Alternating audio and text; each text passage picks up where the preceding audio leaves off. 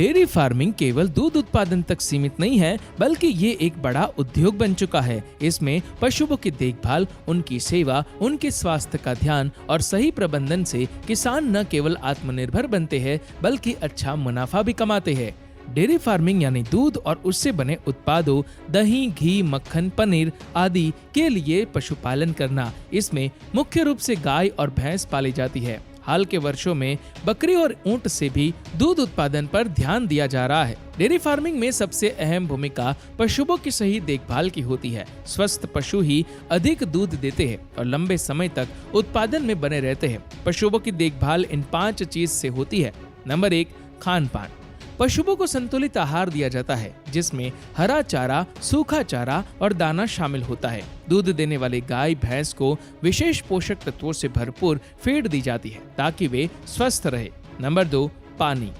हर पशु को प्रतिदिन 40 से 60 लीटर स्वच्छ पानी चाहिए। साफ पानी की उपलब्धता उनकी उत्पादकता पर सीधा असर डालती है। नंबर 3, स्वास्थ्य देखभाल।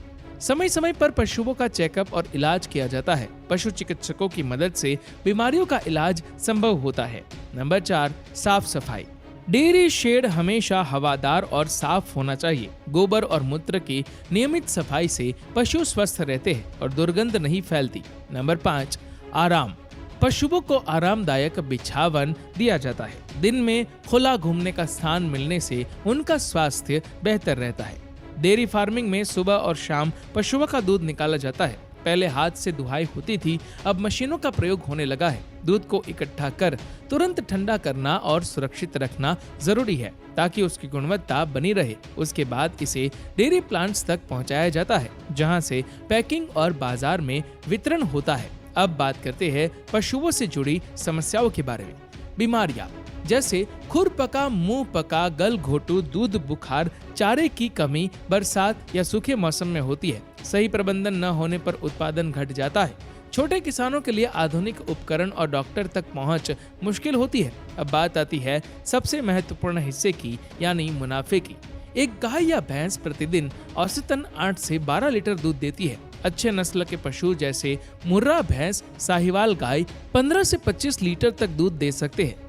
दूध का बाजार भाव औसतन 40 से 60 रुपए प्रति लीटर होता है। अगर आपके पास 10 पशु है और हर पशु औसतन 10 लीटर दूध देता है तो रोज का उत्पादन होगा 100 लीटर। 100 लीटर इंटू 50 रुपए, 5,000 रुपए प्रतिदिन, यानी महीने का टर्नओवर लगभग 1.5 लाख रुपए।